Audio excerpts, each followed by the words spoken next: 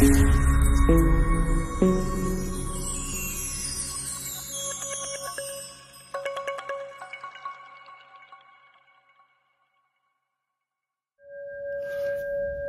ducks, it's Simon here. Welcome back to the Hermit's Cave.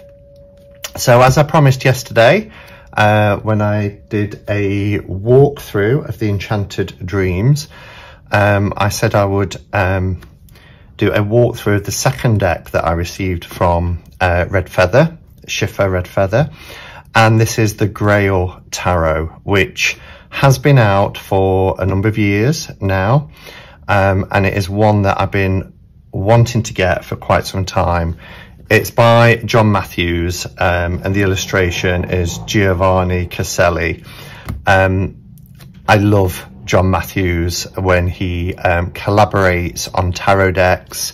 Of course, it's John Matthews who is part of John and Caitlin Matthews, who together they've written over 150 books around, you know, Arthurian legends, Celtic lore, and so on.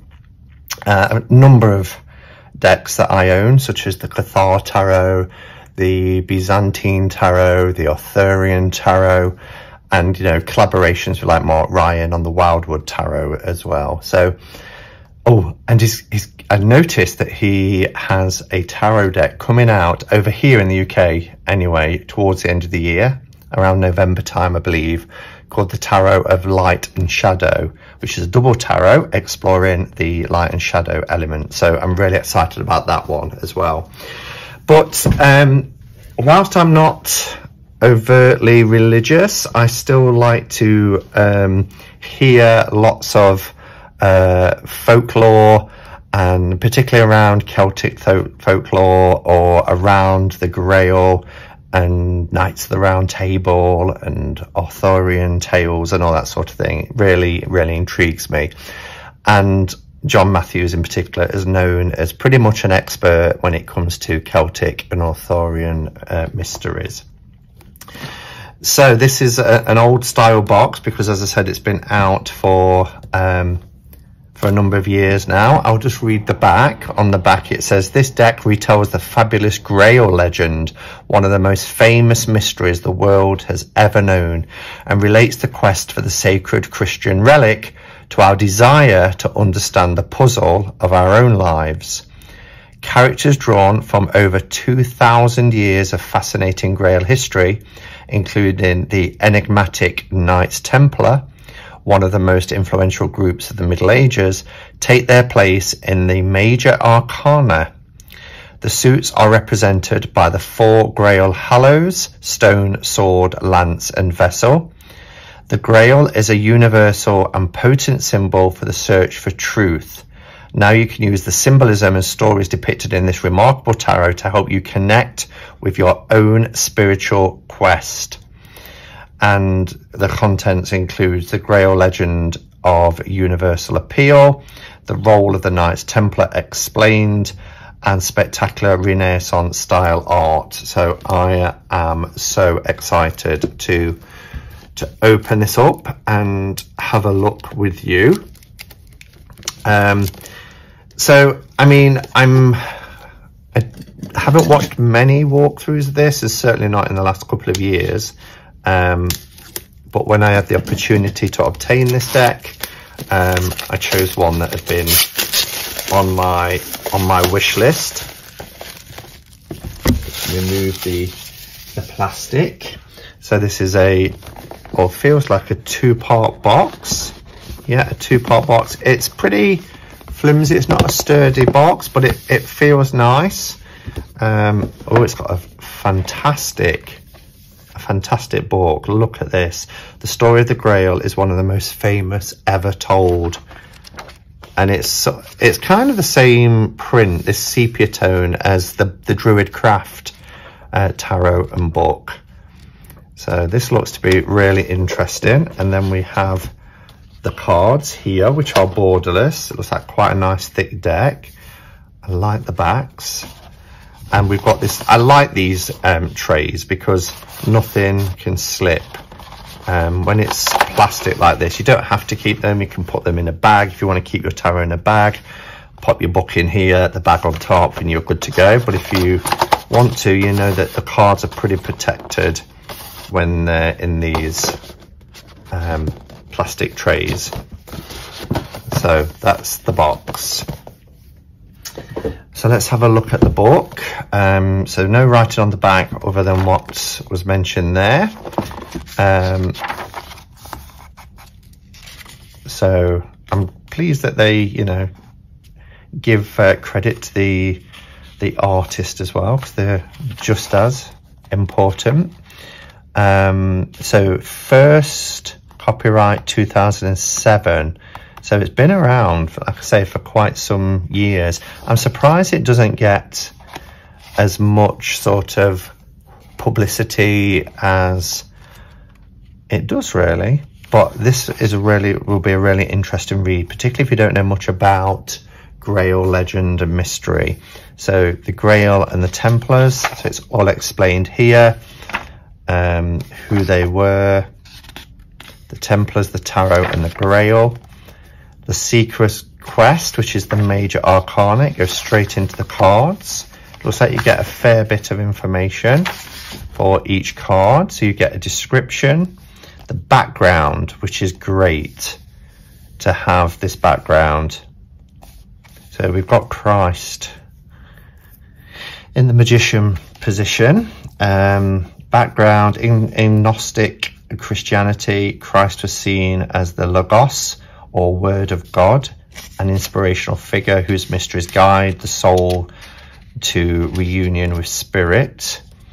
So description, background to the card, and the Grail question, what knowledge informs your life? And then a meaning, and then here you've got some keywords as well. So lots of information. I like the way it's set out. It's nice and clear, not, you know, pages and pages of writing. We've got Sheba.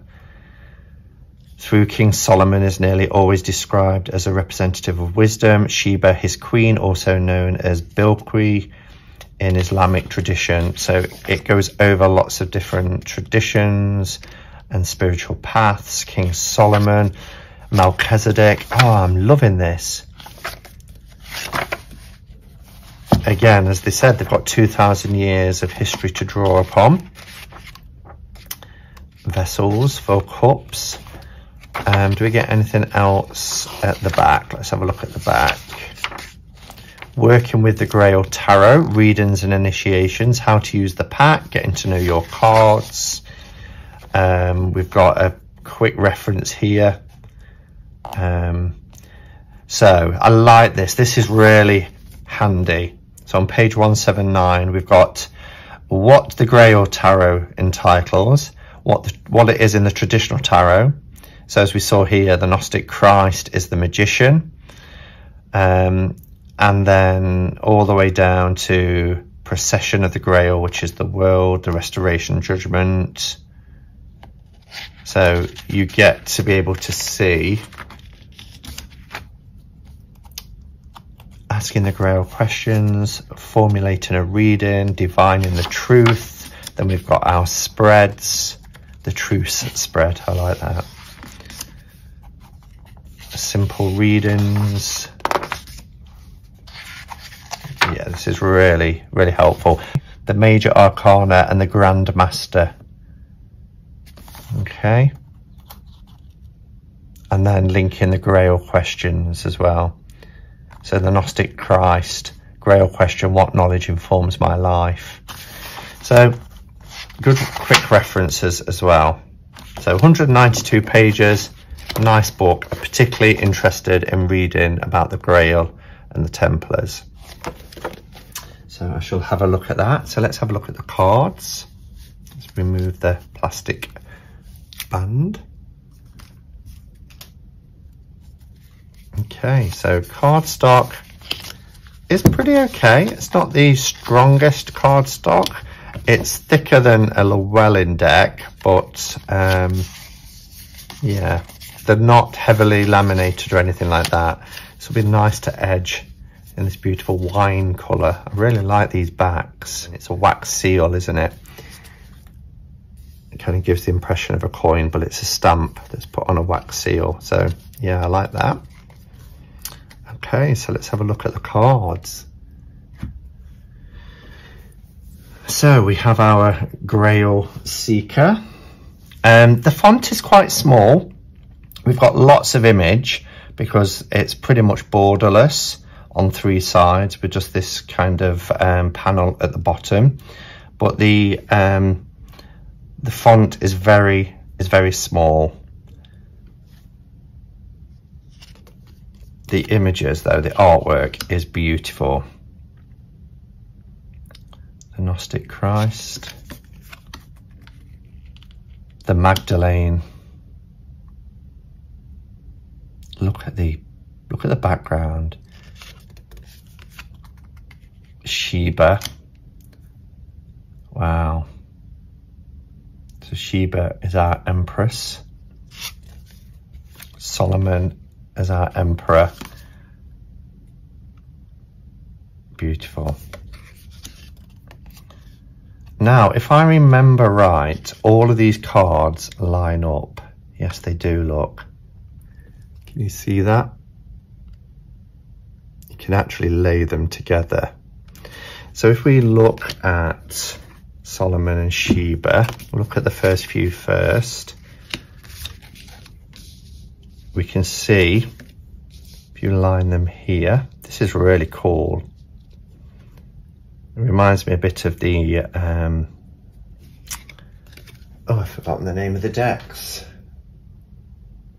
Prismavisions. These all line up beautifully, look.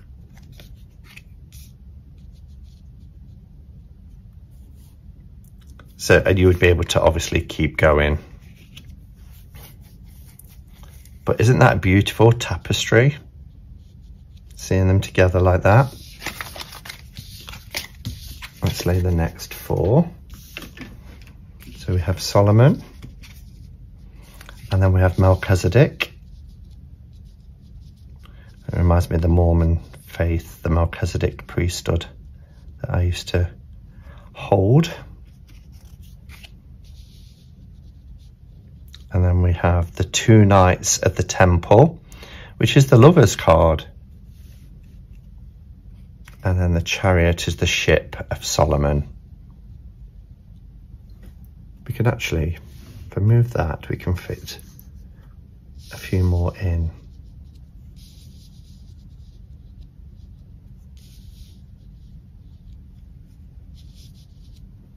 Okay.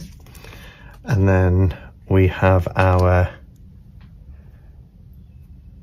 Commandery.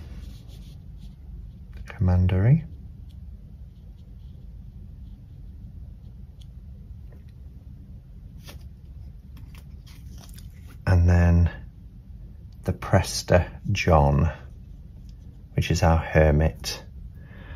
Doesn't this make a fantastic picture? Really gorgeous. Can you imagine having this all the way around the room? Like the bio tapestry or something. So then we have our wheel. Oh, that's beautiful. I'm loving this artwork.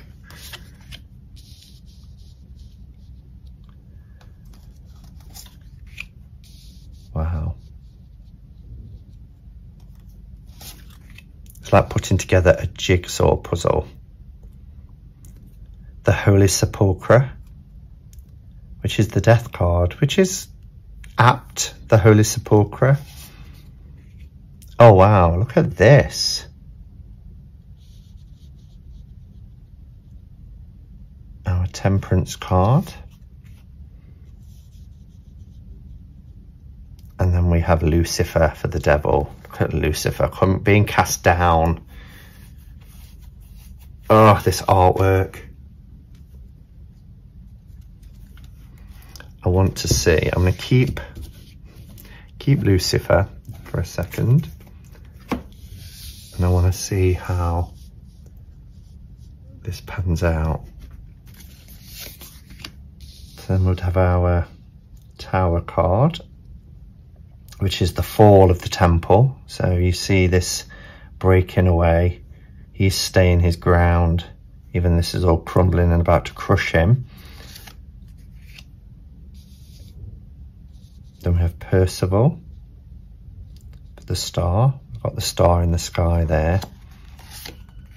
The moon. And Bors for the sun.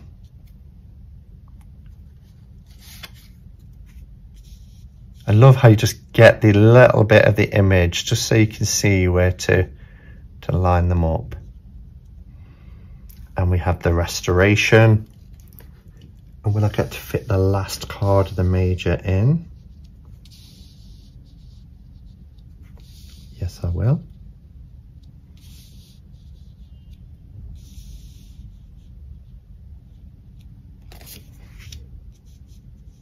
And there we have it. The procession of the Grail.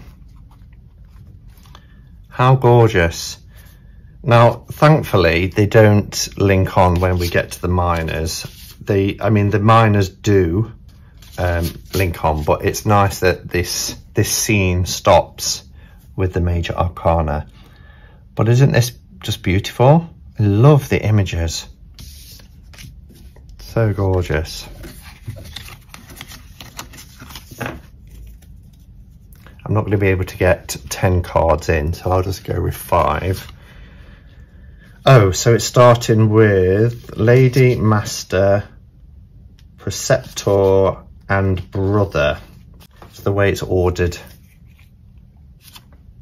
So we will see if it lines up or how it lines up. So Master. Yeah, no, they don't line. They don't align. We have Lady and then Brother. No, that links with that, look. That goes there. Oh, it's like putting together a jigsaw puzzle. That, oh, bear with. Okay, sorry about that. It was just my... a call coming through. Yeah, so just like it's laid out in the book, we've got Lady, Master, Preceptor and Brother going in that order because of how the cards line up. And then we can look at our minors, and we have stones. And we can see how these piece together. And it's just a journey, look. It's fabulous. I love this concept. Why was I not... Well, I mean, I was aware of this deck, you know, and I've said it's been on my list for a long time, but I wasn't aware of... I'm just seeing how it would link from... Oh yes, it links, look, from the Brother as well. So that's our ace through to 5. And then we have continuing. Oh, this is beautiful. Wow.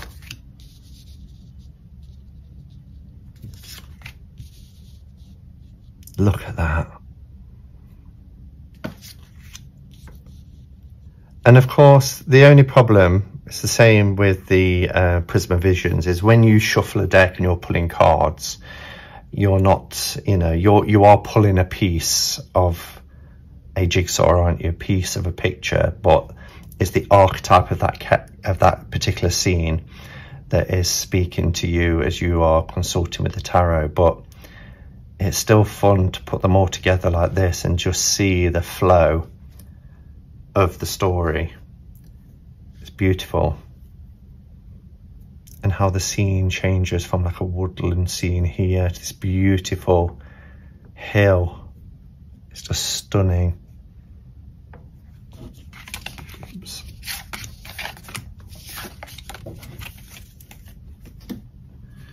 And then we have our swords.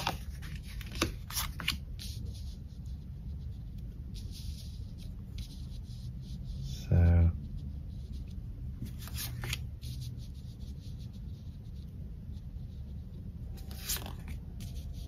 wow, even this little sword look going through into the cards, you can align it perfectly.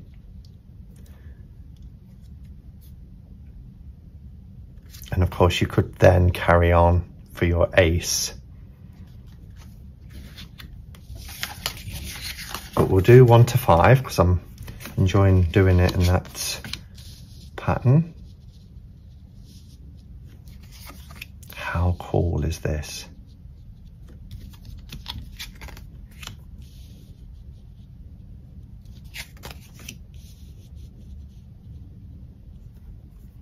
Isn't it fantastic?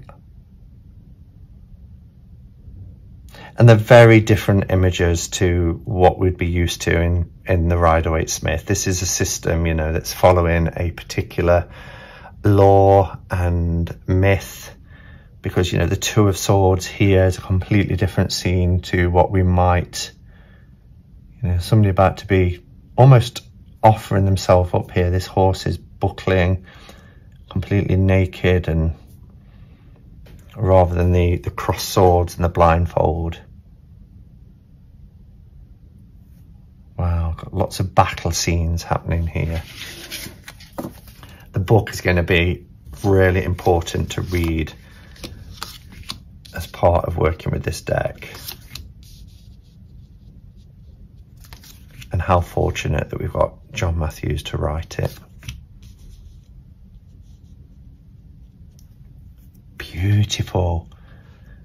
I love these kind of background hillside scenes. They're really just beautiful. The sunset in here.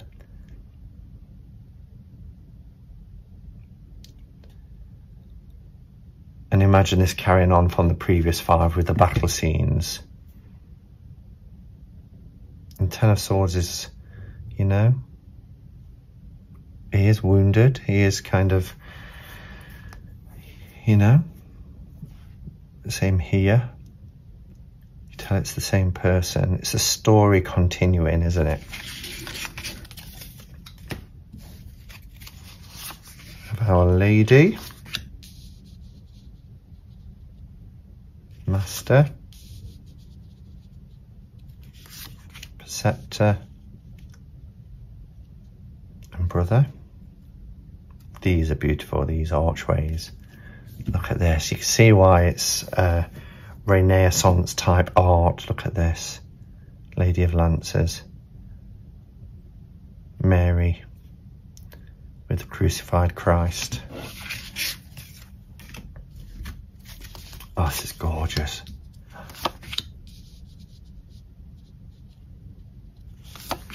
Oh, I think this is my favourite so far. I think this is stunning. Wow. You can really get a sense of that journey.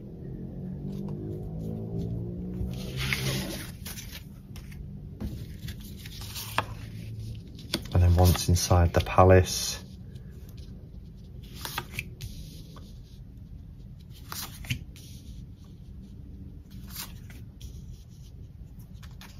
beautiful.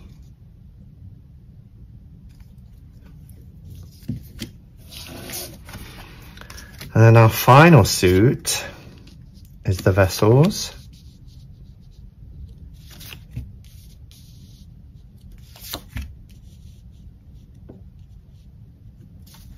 And there's our courts. So with this deck, the courts do come before the minors, as you can see, because they lead on, and the book tells the story in that way too. It's important to note. Although, as I've said, once the deck is shuffled and you're pulling cards for a reading, they're not going to line up anymore.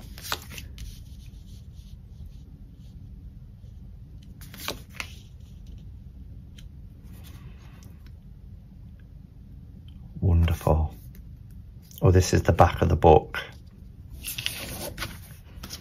And then our final 5, look at that.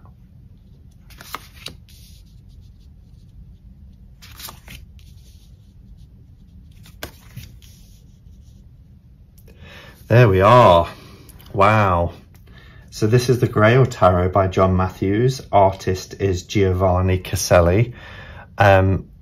Obviously I need to, this is a first impressions, an unboxing and first impressions. I need to read the book and really resubmerge myself into the Grail legends and work with this deck. But I think it is absolutely beautiful. I love the concept, and if this has been around, you know, since 2007, then I'd imagine it was one of the first of its kind to link all these cards together. That said, someone's going to now say, no, there was a deck, and I seem to remember one now that also does this, that aside from Prismavisions, a very old Marseille type deck that did it as well. But it's certainly unique. It is so beautiful in terms of the artwork. It is stunning. Yeah, very reminiscent of the Renaissance period. So gorgeous. I love it. Let me know your thoughts on the Grail Tarot. Do you have it? How do you work with it? What sort of readings do you do with it? Do you find it challenging with it not kind of conforming and kind of doing its own thing? And what type of readings do you use it for? I'll be back later. I want to also do a walkthrough of the Playing Marseille, which has arrived today, which I'm excited about.